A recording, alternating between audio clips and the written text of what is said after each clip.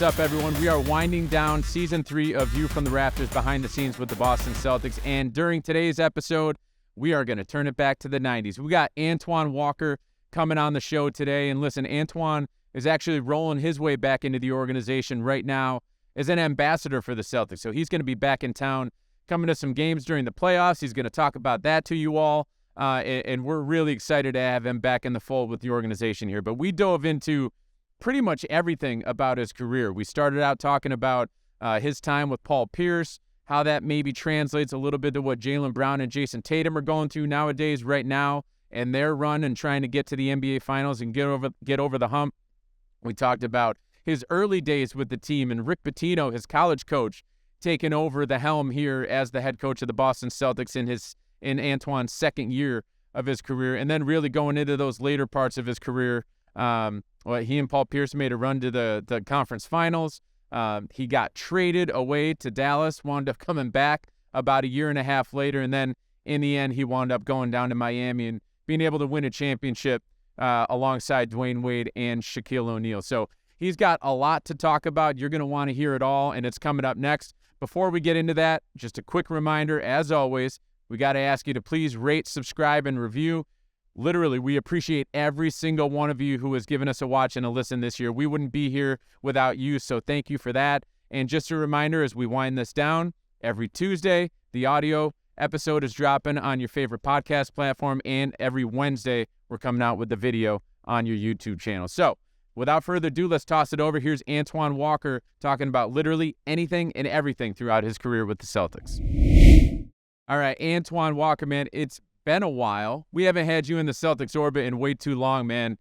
What's been going on your side of things over here over the last couple months, couple years? Just enjoying life. I'm still very much involved in the game, doing TV. Obviously out for Fox, and still getting the opportunity to be a part of the NBA game and being able to express my knowledge of it and give my opinion. So it's been going really, really well for me, is being able to still be a part of it. And I was doing the SEC network for 4 years. Just recently stopped doing that this past season, but still very much a part of the game, working with the Celtics in an ambassador role. Got a little sick, so I haven't been up there as much this year, so it threw me off a little bit, but looking forward to continually working with them and probably be up there during the playoffs. Let's go into that, though, man. That's kind of a big deal of having you back in the orbit, like I said, and being an ambassador for the franchise. What made you want to do this? What are you going to be doing with the team? And why are you excited to get back here and be involved with the franchise, the fan base, the community, and all that stuff moving forward? Well, obviously, the Celtics are the team that drafted me back in 1996, took a chance on this 19-year-old kid, and I had a lot of success individually, made me the player who I was, and obviously we know Boston's a sports town, and if you can make it anywhere, especially in the NBA, and to be able to have some success and have Boston embrace you the way Boston embraced me, the fan base embraced me, is great. But it's great to be back and working with the team. Obviously follow the team and love what they're building with Jayson Tatum and Brown and the core that they have in place now. And I think the championship is coming soon. Those guys, they definitely have the talent to do it. They're putting a great product on the floor. And it's just a matter of, the ball bouncing your way a little bit, a break here, a break there. But I like what they got there established, and they've got some experience. Obviously, we know playing the finals, and I was able to see 3 of those games live. So I know they're right there to putting up another banner. I like the sound of that. I like where you're going here. Do you think it can happen this year? I think it's wide open in the league. I think what team gets hot, players get hot. I'm with you on that. I think it's one of those years that it's hard to pick a clear-cut favorite. I think every team in the top 4 or 5 have looked great at moments throughout the season where they look like world beaters. So it's going to be a very competitive playoff. It's going to be a team that can stay healthy. And what players can get hot, who can get hot for 6-7 weeks. I got a feeling, well, we saw it last year, right? Mm-hmm. JT and JB definitely got hot at the right time. The whole team got hot. So let's see if it can happen again. What do you remember about that run that you made to the conference finals that one year. I mean, you got hot at the right time, right? Being able to turn it on and make that run to the conference finals. What do you remember kind of spurred that for you guys? Made a big trade. We traded for Rodney Rogers and was able to play a little bit of small ball with him at the 5 and 4. And just the team camaraderie. We were a very good defensive team that year. And I think that's what that kind of pulled us over the top. But it was our first time making a deep run like that. My first time, Paul's first time. And we played against an experienced team that had been together a while, Jayson Kidd in that group, and we couldn't get past them. But it was great experience, great learning experience, and it taught us a lot about the dedication and what you need if you want to get to the ultimate goal, and that's getting to the NBA Finals and playing for a championship. Yeah, it's definitely not easy to get there. Like you said, every year it feels like there's 2, 3, 4 teams in each conference that can make that run. Let's hope that the Celtics can do it again this year and win a couple more games than last year. You touched on Paul right there. He came on the podcast a couple weeks ago. I got to ask you about your time spending with him. His first, I think, 5 years in the league were spent as a teammate of yours. What do you remember about those days back in the late 90s and early 2000s and when you guys first teamed up? Just great success. When Paul came in, he was a terrific talent. For us to be able to mesh and figure it out was special. And I think it started from us being friends off the court and building a relationship as being friends off the court.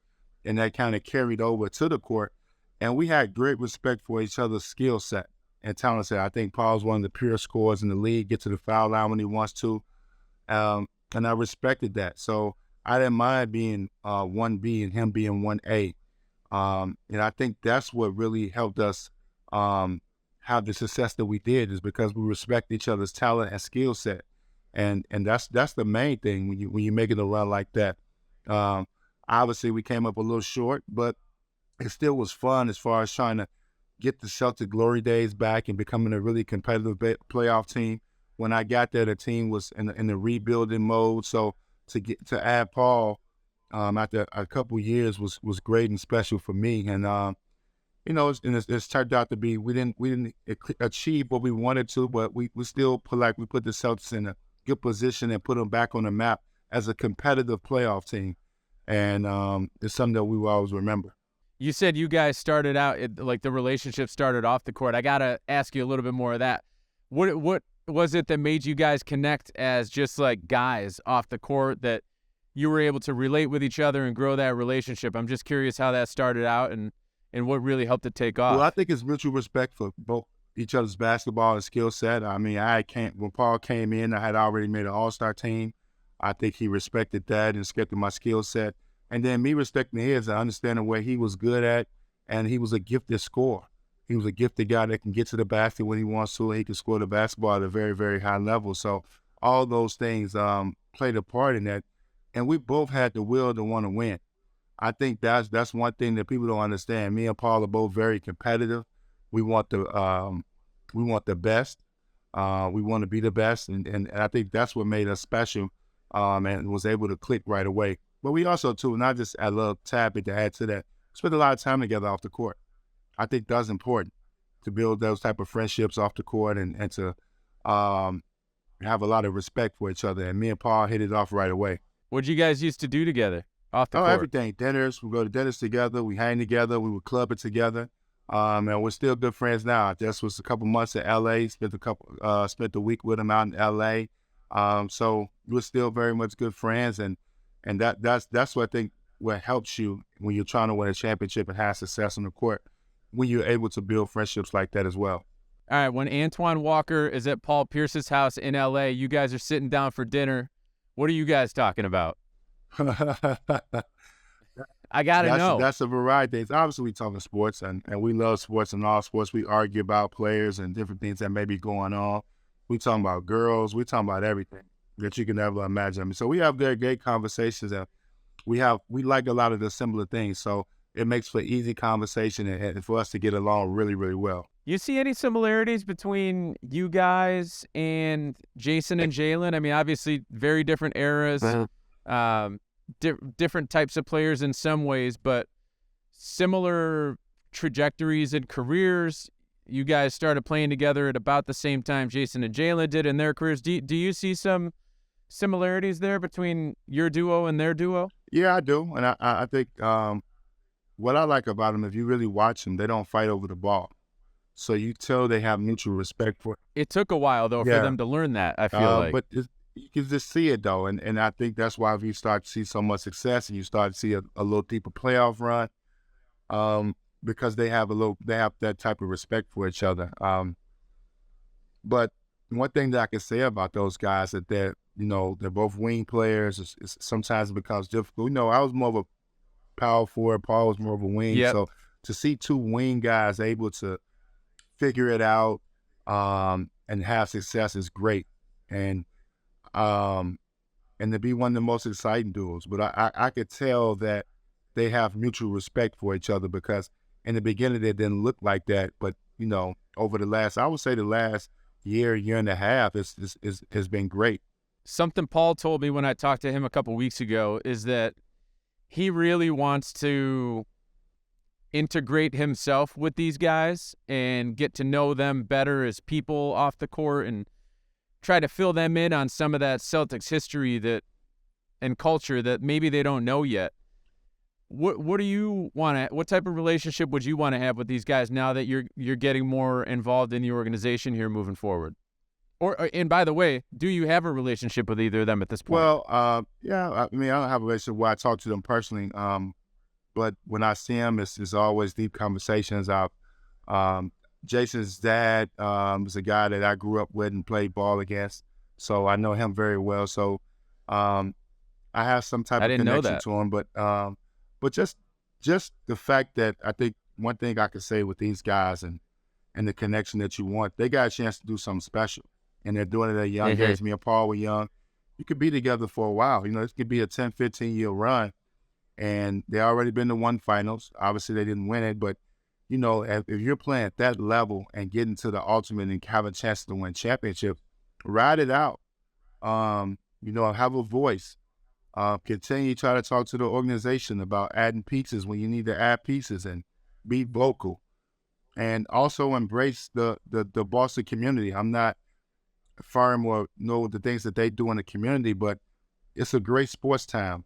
People there are real true fans and they support you. And, all those things play a part in making you run. And I want them guys to make the most out of their career. So those are the type of conversations that I would want to have with them. And they got a chance to do something special. You could bring a title to Boston will be, unbelievable. They bring another banner to there and understand that how that goes. So I think those are some of the things you want to share with them and continue to get better. And they need each other to get. The league is too balanced now. So you can't do it by yourself. You have to have multiple guys that's going to deliver, and they have to take that leadership type role. It's a really good point that the league really does have a lot of parity, a lot of balance. You got to have multiple guys being able to step up to be able to not only make that run to the finals, but then to get over the hump. They just figured that out last year, finally getting to the finals for the first time. We're talking about them in their early portions of their careers. I want to talk to you about that part of your career. You get drafted in '96. Soon thereafter, one season in, you get your college coach coming in to coach you in the pros. What were those early years like for you and your adjustment from, coming from the Kentucky program to playing for the Boston Celtics? Man, that's a pretty good run of being in some elite programs, right? I mean, that was wild. Yeah, it was actually a little overwhelming because when I came in, even to take this step back, ML Carr drafted me. He was the GM. Casey Jones was the assistant coach. I mean, we all know you got the Tommy Heinsohns doing TV, Cedric Maxwell doing radio. Yeah, at the time you had JoJo White in the stands. Bill Russell was a part of the organization. Red Auerbach was still around. So you understand the tradition of Celtic, the Celtic organization, which is very special. And it was great for me. It made me wonder. I felt like I was a true Celtic. You bleed green. You get it kind of embedded in your blood that's you want to get it back. And obviously, to try to get back to those glorious days was really tough. But I felt like me and Paul did a good job of starting the foundation of getting back to winning basketball, making considerably deep runs in the playoffs. Obviously, I didn't win a championship in Boston, but, shortly after, a year and a half after, I think, to '08, after I leave, 2 years later, they win the championship. So the foundation was laid, and I always feel like that myself and Paul, even though Paul was the one that was a part of that championship team, but I always felt like I was a part of that in the rebuilding process of that, of getting back to those glory days of being a championship team. You talked about the legends that are just like all around you, especially at that time when you came in, because a lot of those guys, they were still, 50, 60, 70. They were around a lot. Yes. Who do you remember sitting down and having conversations with, and what came out of some of the ones that like really pop in your mind? And it's a great point you made. So the legends for me is a little different from probably, obviously everybody else. So Bird was still around. I mean, Bird was at training camp before he took the job with the Pacers. He still was around.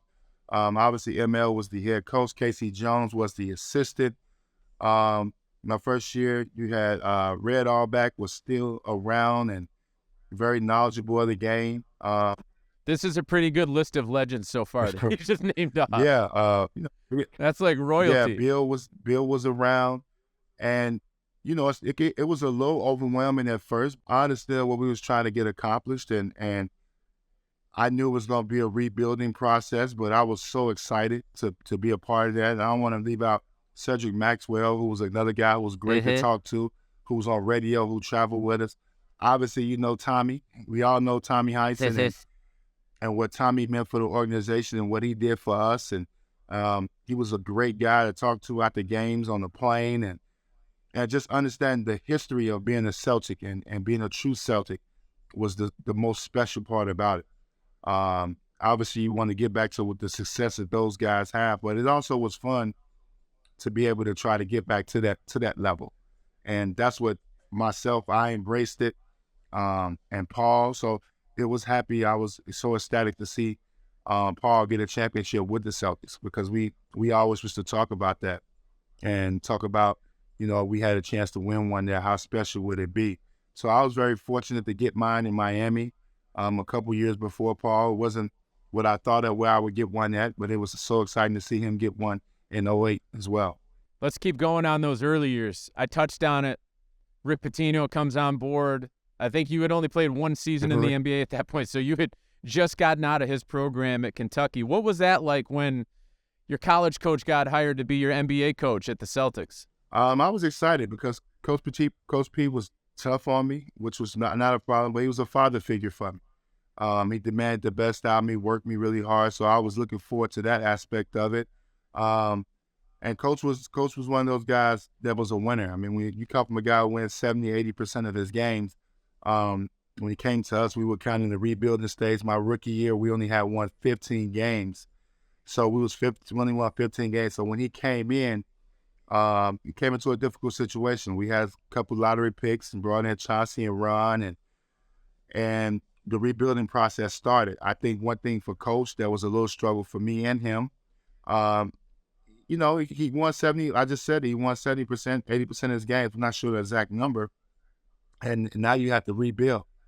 And the process took a long time. And all you got to do is look at how many guys were traded and picked up. The list is long. Yeah, in his tenure as coach. So that lets you know the impatience sometimes that Coach had with that. So that's some of the things that I had to deal with as being one of the young star players on the team. But he did right by me. He signed me to my max contract. He had a unique job where he was the GM and the head coach, which is very difficult to do both, to coach guys and then have to bring guys in. But he did that. So, but I knew how to handle Coach. I knew he was going to be very difficult. I knew he was going to be hard on me.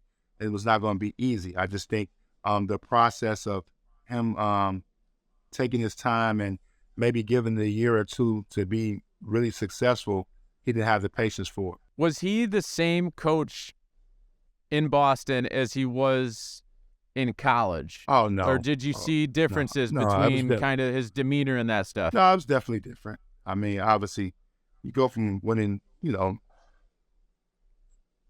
of your games to, below 500. That's going to change anybody. So I don't think it changed him for the worse. I just think it made him more impatient. Yeah. I don't think we hear this term a lot, trust the process. If you look at how many times he traded and moved players right away, so it's tough to get continuity when you got new faces coming in and out the door. And I think that was one of the things that, if it was one thing that was a little hard to do, was to find a consistent group that we was going to be playing with. But for me individually, it was great because he knew my skill set, he knew what I can do, and obviously I flourished. I made an All-Star team with him as coach, my first All-Star team in '98, and a number of great things. Coach Pitino has been nothing but a great person to me off the court and on the court, maximizing my skill set and allowing me to be the best player possible. Can you believe he's still going? I know he has the passion. Not being at I guess a marquee program now, taking over St. John's, a big thing, but to see him go to Iona and such like that was a little surprising, because I know he wants to win at even though I know he's very successful at Iona, but I know the level and where he wants to play at. And so now being at St. John's, you will see a new rebirth Coach Pitino trying to get to another national title. He still sounds as hungry as he was back in the day when you came on board, man. Like, it's crazy that he's still got that drive at his age. Oh, no, unbelievable passion for the game and wants to win. And trust me, that St. John alum will not be disappointed. He'll put the best product on the floor. He's going to recruit his butt off. And he's going to make those guys very competitive and get them back to some of the glory days of St. John. If he takes St. John's to the tournament and they make a little run, we got to get an Antoine Wiggle. Oh, no question. I'm a Rick Pitino guy, so I'm all for Coach and be rooting for him 110%. Let's go in on the Wiggle, man. When did this come about? What brought this out? I wasn't here in Boston back in the day. I grew up in upstate New York, so I didn't get to watch you guys all the time, but I very much remember the Wiggle coming out. I just don't remember exactly when it burst. So what do you remember about when that first shook off those shoulders for the first time? That was just in college. I mean, we used to dance in college. We used to dance as among players and stuff like that. But I used to just do some little shoulder shrug and stuff in college. And Coach P was like, listen, as long as it don't stop you from getting in the press, I can do it. And when I got to the league, it's just something that just carried over. And fans started liking it. Tommy Heinsohn, I think Tommy might have the one that called it the Walker Wiggle. And people started to pick up on it. And it's just something that kind of carried me through my career. But something fun, brings some excitement to the game. But it was very random. We used to dance a lot in college, and it's just something that, the emotion of a game, I just did it, and they end up picking up steam. It's funny. Now we've got Jayson on the team, right? And he's got this thing that everyone calls the kiss of death, where he makes a certain shot, he kisses his fingers and throws it up in the air. But it seems like he picks and chooses the moments when that comes out. And you probably did the same with the Wiggle. Take me through how, in the moment, in the flow of the game, your body tells you and your mind tells you, all right, now's the time. It's coming out. It's all about time and score. Time, score, situation. If it's a comeback, it's just different ones. If it's a regular, early in the game, you may just get a little wiggle. If it's one of those situations where we didn't came back and made a run and I made a big shot, you're going to get a big wiggle. And then at the end of the game, you never know which one you're going to get. But you're going to get one at the end of the game. You make a big bucket late in the fourth quarter. So it's like different little variations to it, but it's all in the flow of the game and how the game is going. For me, it was like that for me. When we're making a run or we're in a big situation, making a big shot, that's when it's coming out. Obviously game winners is definitely coming out. So that's self-explanatory there. But during the game, it's all about the flow and the run of the game. You might wiggle the whole length of the court if it's a game winner. I know that. I've seen some of them highlights. I'm going 94 feet. Yes, sir. Love it. Hey, another part of your game that is similar to what we're seeing nowadays is the three-point shot. I mean, you went from, I can't remember what year it was. I think it was 2000 when you really started taking threes at a high rate. I think from the prior year, I think you were taking 3.5 a game. And then that season, you went up to 7.4 per game. So you more than doubled it. What was it that led into that and you really spike in the amount of 3-point attempts in your game? It was a weapon of mine, being able to be 6'9", extending the floor. Paul was a guy that got to the free throw line 13, 14, 10 plus times a game. So it was more about spacing and giving him opportunities if I could space the floor, because we didn't have great 3-point shooting. We played together. And also it was a weapon of mine to be able to be 6'9", 6'10". It was not really a lot of big guys that wanted to come out that far on the floor and guard me. So it was something that that I had as an advantage. And then I tried to use that to my best ability. And then Jim O'Brien too, really instilled a lot of confidence in me, really allowing me to, take 7, 8 threes a game, which was unheard of back then. I mean, Yep. and That's my next question. Yeah, so to allow me to do that was all based on Jim instilling confidence in me and trusting me to take good ones. And I mean, I didn't always take good ones, but he trusted me that I would take good ones, and just made it a big part of my game. Well, you made 36% of your threes that year, so something tells me that was a good move. But you mentioned it there. At that time, there weren't many players taking 5, 6, 7, 8 3-pointers a game. It was more like the high-volume 3-pointer shooters were taking like 2, 3, 4 a game. Yep. Do you think that you were you ahead of the times here with what fit into the game of basketball and how you could really maximize skill sets out there? I think I was ahead of times because we had seen it at the pro level where you seen a guy 6'9" step out and shoot threes at the rate that I was doing it. It was a couple of big guys that can, they can step out away from the basket and make plays and do certain things. But I definitely think now it's like you have to be able to do that now. Yeah, it's part of the game. But I think when I played, it definitely was surprising to a lot of people, and I took a lot of grief from it. I mean, I would get, you would get even Celtic fans. They would, you take too many of them, they'll start booing, and you'll hear people chirping in the crowd and saying different things because you're tall and 6'9". They expect you to be under the basket and do certain things. So it wasn't great all the time, but it worked out to be one of the advantages that I had as a player, and one of the unique skill sets that I had. That's got to be one of the hardest things to go through, though, right? As a player, when you're doing something at that time it's kind of unconventional, and because of that, you're going to get a little feedback from people who want you to be conventional. How much of a challenge was that for you, like mentally, just to kind of stick with it? It really didn't bother me. Once I got the consent from the coaches and the players and team, it was part of our game strategy, me being able to space the floor and make threes. It made it easy on me. I've had moments, something, we know fans sometimes can be nasty and say certain things that, that don't resonate with you well. And, I probably barked out and barked back at them at times, but as long as the team and the coaches were fine with me shooting threes and being able to help the team win, I had no problem with it, and I just dealt with it. Well, you built that reputation of scorer, 3-point shooter, rebounder for the first 7 years of your career here in Boston, made the All-Star team a couple times. Then in 2003, you're traded. Mm-hmm. What was that experience like for you, first and foremost? But then it's like not even a year and a half later, you're back.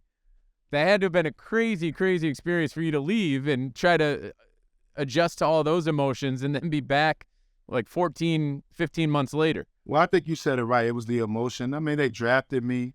I played my first 7 years there. I mean, we were just starting to become a playoff team. I was having individual success. So it was very difficult. I mean, it was hard on me personally to get traded because I thought I'd be a Celtic the rest of my life. And so I went through that part of it. And then after that, I mean, went to a great organization in Dallas Mavericks, went to the playoffs, played with some great players in Dirk and Steve Nash. And then our opportunity the following year came back to get traded back there and play one more year, which was great. And moving forward, just did, I became a free agent and, it became a numbers game. Me and Danny didn't see eye to eye in negotiations. So I ended up, going over to the Miami Heat, which was great for me, win the championship. But no regrets in that sense. I mean, I would always love to have the Paul Pierce career where I played 15 years with one team, and I always dreamed of that, but it didn't happen. But I was very fortunate to be able to sign as a free agent and play. Well, get traded once, and then sign as a free agent and play with some great organizations and some good teams. So always thankful for that. But in my heart, I still, even though I got my championship with the Heat, I always feel like I'm a Celtic at heart. Mm-hmm. Before you went into the contract negotiations with Danny, and really just like right after the trade coming back to town, what was that reunion like? It was great. I mean, we, obviously, me and Danny didn't hit it off. We obviously, the guy that trades you, you're gonna always have a little animosity towards him, and so we had to figure that aspect out. And then we got the free agency, and wasn't able to figure things out as well. But that happens. It's tough when you're a GM and you have different goals and different plans for a team. And Danny was looking in a different direction, and he was able to make a huge monster trade and bring in Kevin Garnett and Ray Allen, and the rest is history about that. So he, his thought process was really, really good, and being able to bring a championship back to Boston. So you have to give Danny a lot of credit in the moves that he made. But individually, I would have loved to retire the Celtic and play 15 years with the Celtics. That would have been a dream of mine. But it didn't happen. But I was very fortunate to sign with the Miami Heat and play with, Shaq, D. Wade, Alonzo Mourning, Hall of Famers, and play for Pat Riley and win me a championship and be a part of something special. So I think both of us got what we wanted. If you really look at it, the Celtics end up getting the championship, and I end up getting my championship. It's a win-win, man. Hey, what was that year like for you? That title run with the Heat, and you got a young D. Wade coming up and playing like an absolute maniac during that run. You've got Shaq putting the team on his back at times. What was that run like for you to be a part of? It was very special, playing with guys that are Hall of Famers, and to put that team together the way Pat Riley did. We used to have a slogan that says 15 strong, where guys hung out, 6, 7, 8 guys hung out together all the time, going to dinner, on the road. Just the journey and the goal that we had. Shaq missed the first 20 games of the season. He got hurt early in the season, and just how everything just panned out. D. Wade kind of riding his magical ride there in the finals, how great he was, and all those things were unbelievable. Last thing I want to ask you about, and you mentioned him a few minutes ago, but Kevin Garnett, he's spoken about the way that your guys' relationship changed at some point, where for some reason there was a little bit of animosity there, but then you guys were able to embrace each other a little bit later on. What do you remember about the way that you guys either clashed or whatever it was, and then how did that get resolved, and where are you guys at now? Well, Kevin came to Chicago and played high school basketball. And obviously had a lot of success here in Chicago, and and we would play against each other in the summer leagues and stuff like that, where you guys wouldn't see, where it was really very competitive. I would have loved to have seen it, by the way. Yeah, just saying. And we really went at each other, and but me and Kevin have the utmost respect for each other. I love Kevin. I love his energy that he plays with, what he brings to the game, and I think everything was all competitive, man. The one of the best feelings that I had was going back and watching his jersey get raised in the Rafters, and the way we embraced each other, and the respect I have for him and the respect he has for me. People don't understand that's one thing how I talked to Kevin about going to Boston. We both were at Gary Payton's wedding. People don't know that. Kevin came to me and he said that you're the one who made him want to do it. Yeah, he came to me and asked me, about the Celtics and about the situation, and I told him that the best thing that he could ever do and is to go play with a guy like Paul and be a part of that organization. And so I feel a part of it. And we always and he also mentioned that in his speech. So I always feel good about that. But we got ties to certain people here in Chicago. So we always have the utmost respect for each other, but it's always about when we played against each other and the times that we did, and nothing but love for Kevin. Kevin is Hall of Fame, a great talent. I love him to death. I love what he brings to the game, and I really enjoy that weekend of him getting his jersey put up and being invited to that really made me feel special. And I think it broke the ice that could have been between us if it was any type of tension. It broke it to be there and to pay him a lot of respect for a person that, we all understand to get your jersey hung up in Boston, how special that is. Yeah, no doubt. And, hey, you said that you felt like you were kind of a part of it all with that 08 team, that you helped to kind of lay that groundwork for that to be able to happen. Oh, yeah. Well, everyone now knows that conversation that you had with Kevin Garnett played a huge role in his decision to say, okay, all right, let's do it. Kevin McHale, get me out to Boston. Let's get this done. That conversation may be what started that entire process. So everyone owes it to you for making that happen. There's no way we can hide that. But then also, you mentioned there about you coming back to town for his jersey retirement. This has been great, man, to have you coming back into the fold here. Paula's coming around more. KG has been coming around more. It's so great to have all you guys back around these young guys who are trying to really carry it on of what you guys helped build over the last couple of decades. So we can't wait for you to be back in town in your ambassador role. I can't wait to see you at some games the rest of the season during the playoffs. Yes, sir. And until then, man, we appreciate you coming out. Man, thanks for having me, man. I look forward to seeing you, man. I'll be in town soon.